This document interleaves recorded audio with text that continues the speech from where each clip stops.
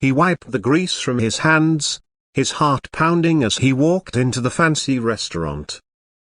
The shine of the chandeliers made him feel even more out of place, like a man who didn't belong in a world of polished shoes and expensive perfumes. It was his first blind date. His sister had set it up, insisting he needed to stop hiding behind his work and meet someone new. He didn't even own a proper suit, just a clean shirt and the same old shoes he wore to the garage. Nervous and unsure, he looked around, trying to find the woman he was supposed to meet, but the place was crowded, and his eyes landed on a young woman sitting alone near the window.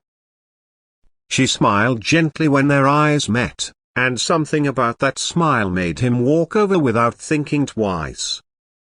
He sat down, stammering a hello, unaware that he was sitting at the wrong table entirely.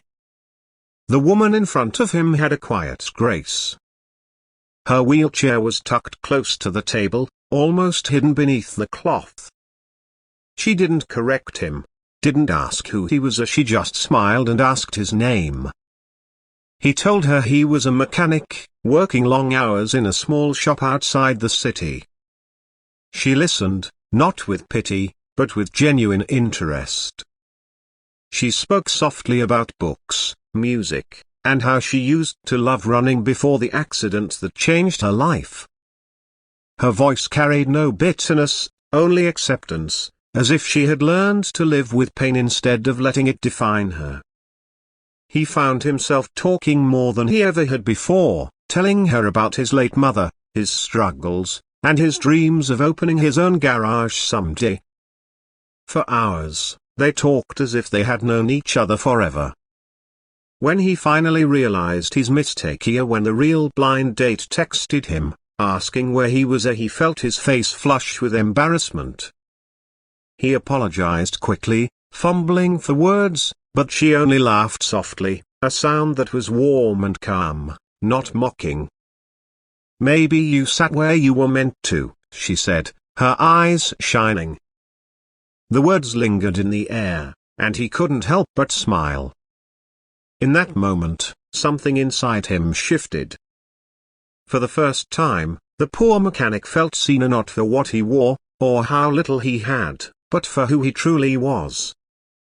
That night, as he left the restaurant, he couldn't stop thinking about her.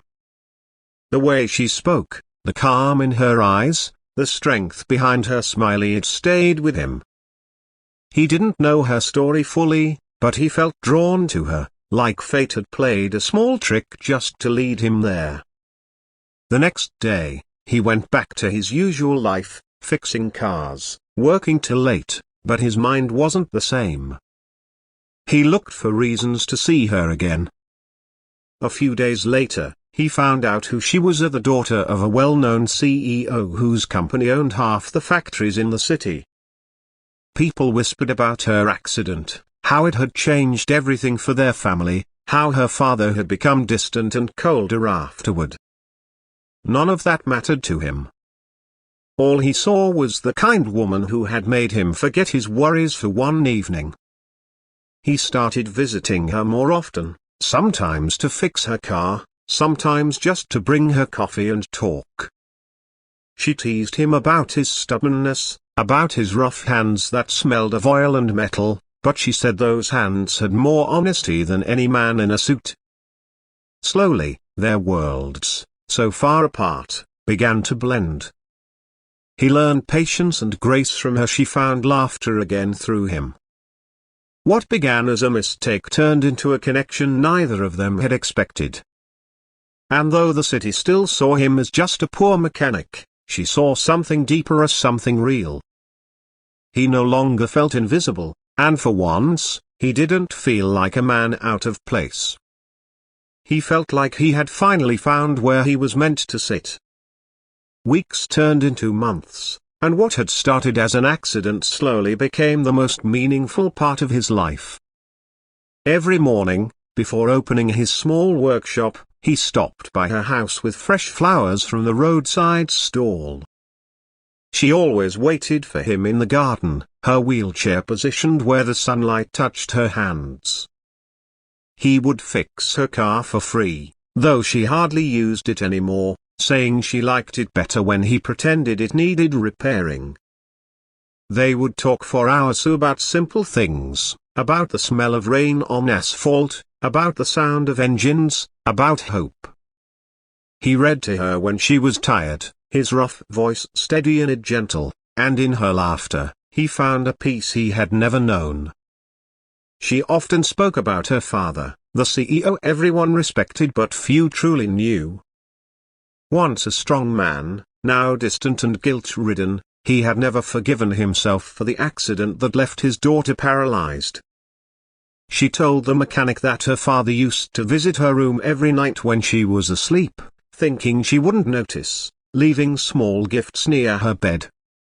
But the wall between them grew with silence, not hate, two hearts too wounded to reach out.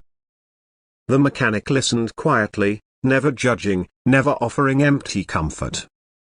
He simply stayed, fixing things, and not just engines, but the small broken pieces of her days. Then came the stormy night that would change everything. The wind howled through the city, rain hammering against rooftops. The mechanic was closing his shop when a luxury car stopped near his door, smoke rising from under the hood. The driver stepped out, to a man in his 50s, soaked, with eyes that carried years of exhaustion. Without hesitation, the mechanic ran to help. "Don't worry, sir, I'll take care of it," he said. The man nodded silently, surprised by the stranger's kindness. The mechanic worked through the downpour, his clothes drenched, his fingers cold, but his focus never wavered. Within an hour, the car was fixed, good as new. When the man asked how much he owed, the mechanic smiled and shook his head.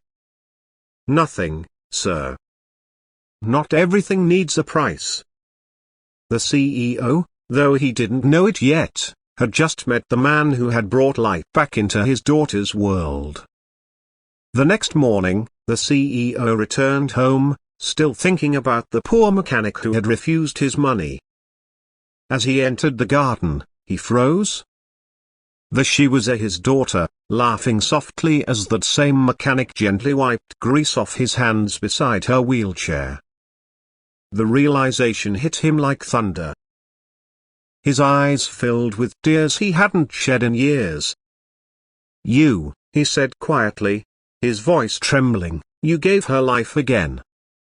The mechanic looked confused at first, then humble, shaking his head with that same modest smile. "No, sir," he said softly, "she gave me mine." For a long moment, none of them spoke. The rain from the night before had left the garden glistening, and the air smelled of new beginnings. The CEO walked forward, placing a hand on the mechanic's shoulder, not as a rich man, not as a father burdened by guilt, but as a man simply grateful. In that silent exchange, years of pain and pride melted away. The mechanic had unknowingly repaired more than a broken car, he had mended a family, one act of kindness at a time.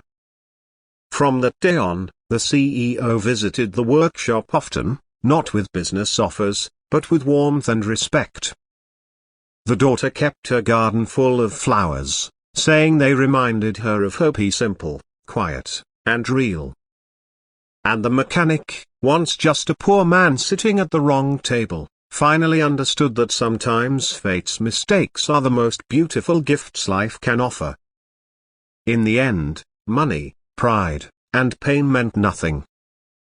Only love remained.